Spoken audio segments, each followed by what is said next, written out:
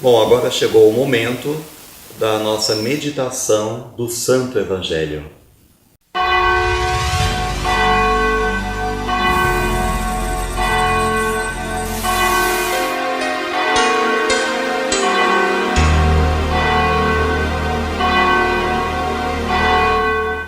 O Senhor esteja convosco, Ele está no meio de nós. Proclamação do Evangelho de nosso Senhor Jesus Cristo segundo São Lucas. Aconteceu que num dia de sábado, Jesus foi comer na casa de um dos chefes dos fariseus, e eles o observavam. Jesus notou como os convidados escolhiam os primeiros lugares. Então contou-lhes uma parábola. Quando tu fores convidado para uma festa de casamento, não ocupes o primeiro lugar. Pode ser que tenha sido convidado alguém mais importante do que tu, e o dono da casa, que convidou os dois, venha te dizer: dá o lugar a ele. Então tu ficarás envergonhado e irás ocupar o último lugar. Mas quando tu fores convidado, vai sentar-te no último lugar. Assim, quando chegar quem te convidou, te dirá: amigo, vem mais para cima. E isso vai ser uma honra para ti diante de todos os convidados. Porque quem se eleva será humilhado, e quem se humilha será elevado. E disse também a quem o tinha convidado: quando tu deres um almoço ou um jantar, não convides teus amigos, nem teus irmãos, nem teus parentes, nem teus vizinhos ricos, pois estes poderiam também convidar-te, e isso já seria a tua recompensa. Pelo contrário, quando deres uma festa, convida os pobres, os aleijados, os coxos, os cegos. Então tu serás feliz, porque eles não te podem retribuir. Tu receberás a recompensa na ressurreição dos justos. Palavra da salvação. Glória a vós, Senhor. Nós ouvimos este Evangelho, todos nós já conhecemos esse trecho do Evangelho, mas é sempre oportuno meditar sobre ele, porque fala de uma virtude muito importante, que é a virtude da humildade, e também de uma postura, de uma virtude também importante, que é a da inclusão. Incluir todos no grande banquete que é o reino dos céus. Hoje, Jesus diz que, saindo então, ele sai da sinagoga, é dia de sábado, né? E então, num dia de sábado, ele é convidado para ir à casa de um fariseu, e ele vai. Então, a primeira coisa que nós prestamos atenção nessa primeira parte é que Jesus não tem preconceito nenhum. Jesus, ele vai à casa do fariseu. Ele se coloca na mesa junto com o fariseu, assim como ele se colocava na mesa com os pecadores e os publicanos, e os fariseus o condenavam. O teu mestre come com os pecadores, come com os fariseus. Questionavam Jesus porque ele andava com as pessoas que eram excluídas da sociedade. Mas Jesus também não deseja excluir ninguém, nem mesmo aquele que se acha o melhor de todos, que se acha melhor que as outras pessoas, como eram os fariseus, porque cumpriam toda a lei, porque agiam com grande rigor. A palavra fariseu quer dizer consagrados, portanto separados, e desse momento, então por causa disso, os fariseus acabaram por sempre colocar Jesus em alguma prova. Tanto é que Jesus, ao entrar na casa do fariseu, diz o texto que eles o observavam. Então eles já estavam também observando Jesus. Mas Jesus também estava observando os fariseus. E é isso que a gente começa a ver quando Jesus, então, diz o texto, né? Jesus notou que os convidados escolhiam os primeiros lugares. Era uma prática comum dos judeus, né?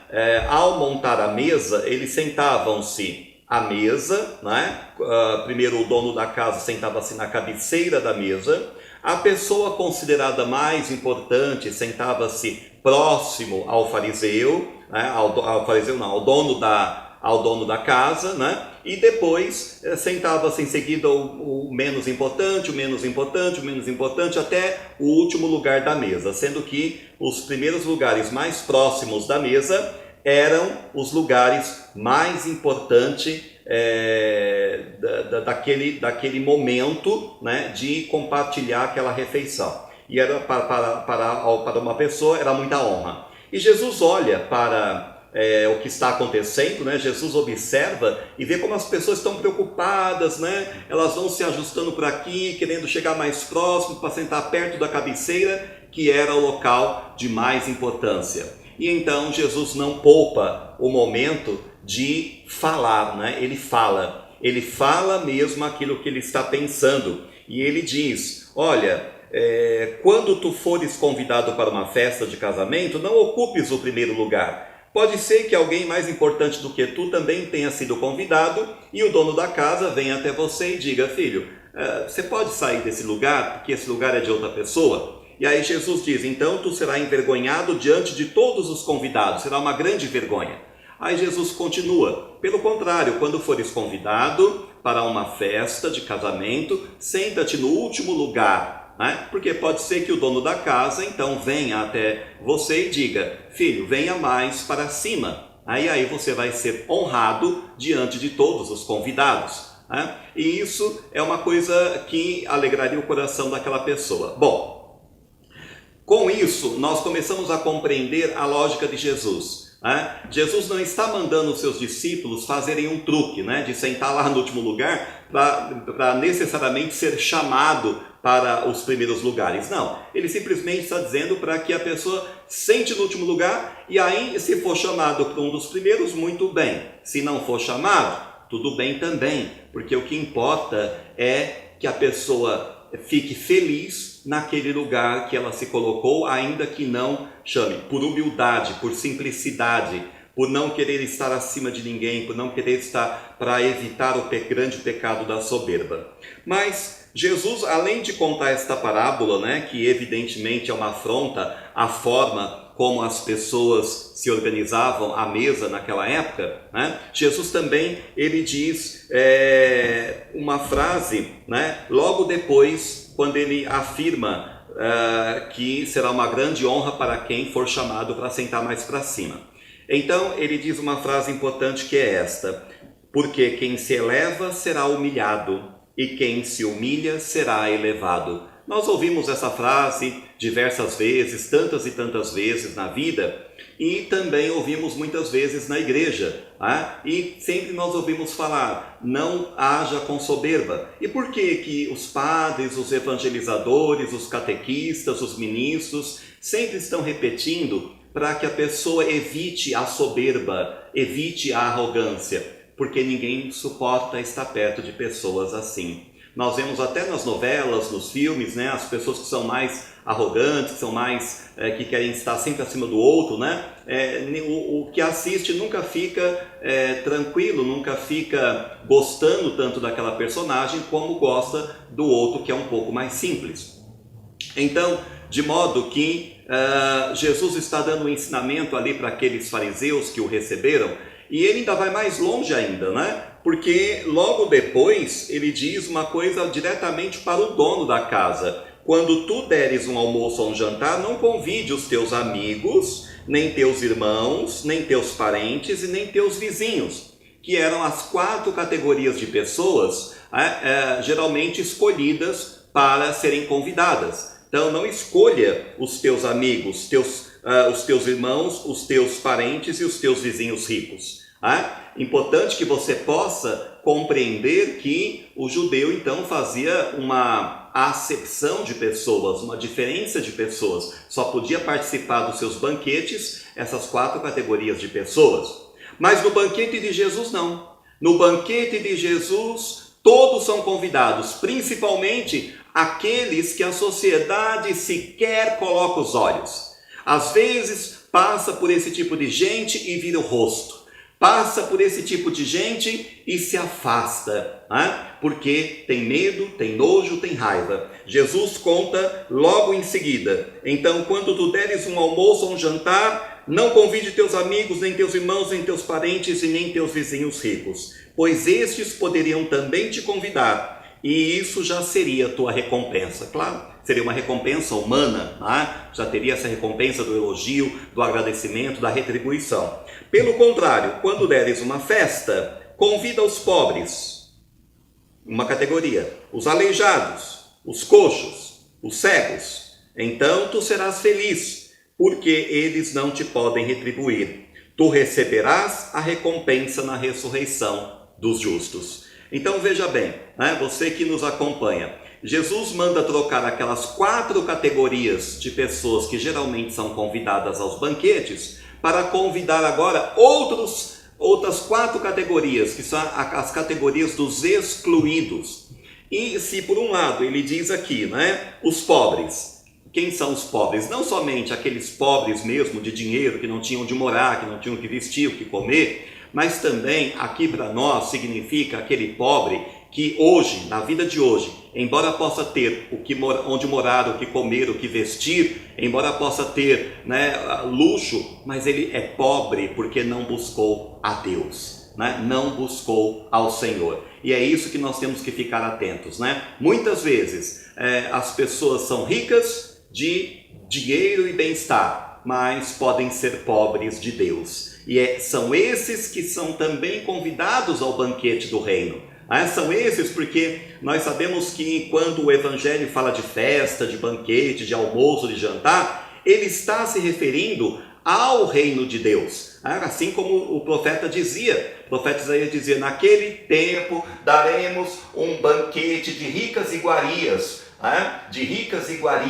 e onde terão vinhos e também carne gorda. Isso é apenas um exemplo de que o Velho Testamento chamava os tempos messiânicos de o tempo da abundância, do tempo da riqueza, do tempo da prosperidade, né? Então, participar de um banquete é, na mentalidade judaica, ser convidado ao próprio reino de Deus. E aqui, justamente aqueles menos favorecidos parecem ser excluídos do reino de Deus pela religião judaica. E Jesus quer mostrar que na religião dele não. Na religião dele todos são bem-vindos. Além dos pobres, ele fala também dos aleijados.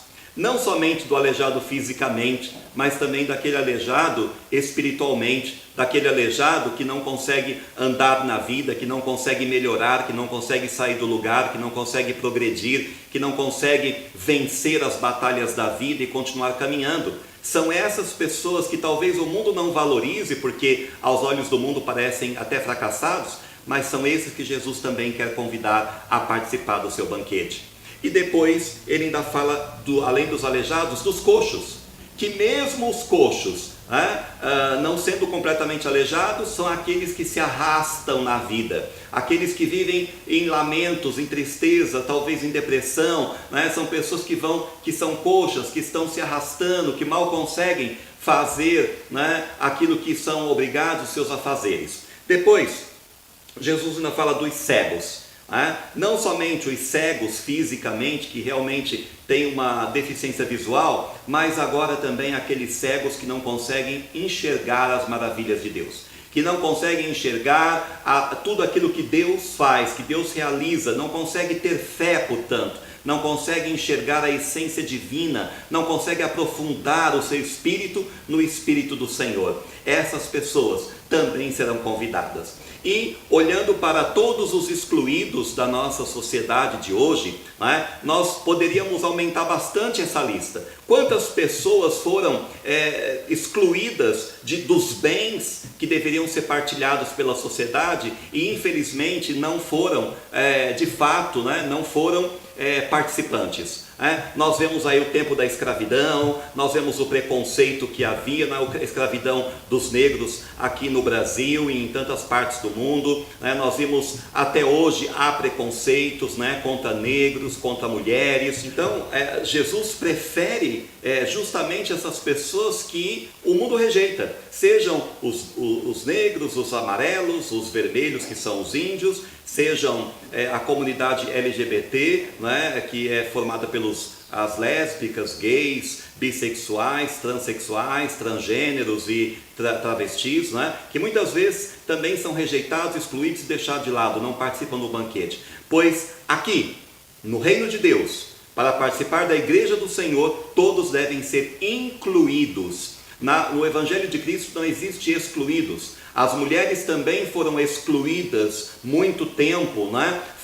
Houve épocas em que a mulher, por exemplo, não podia votar. Houve época em que as mulheres não podiam trabalhar. E nós vemos hoje como a mulher contribui com a sociedade, com a sua inteligência, com a sua capacidade, com a sua dinâmica. Portanto, olhando para o texto do Evangelho de hoje, meu irmão, minha irmã, eu quero te dizer, não importa se você é alto, magro, baixo, gordo, se você é homem ou mulher, se você é heterossexual ou homossexual, o que importa é que você é um filho de Deus, escolhido pelo Senhor para fazer parte do grande banquete dele. Ele é o seu Deus também, ele é o Deus que te acolhe, ele é o Deus que te ama, ele é o Deus que te protege, ele é o Deus que te santifica, ele é o Deus que quer te abraçar, quer te acolher, ele é o Deus que ele quer te salvar para a vida eterna, salvar nesta vida, te dar também todas as bênçãos e graças que você merece, mas também mereça participar da vida eterna. Você não é excluído, por mais que a sociedade diga que existem aí, como nas categorias que Jesus colocou, os pobres, os aleijados, os coxos e os cegos. E aí nós elencamos mais outra quantidade e você também poderia até aumentar o número de excluídos. Mas essas pessoas são as preferidas de Jesus, as preferidas de nosso Senhor Jesus Cristo, Senhor e Salvador.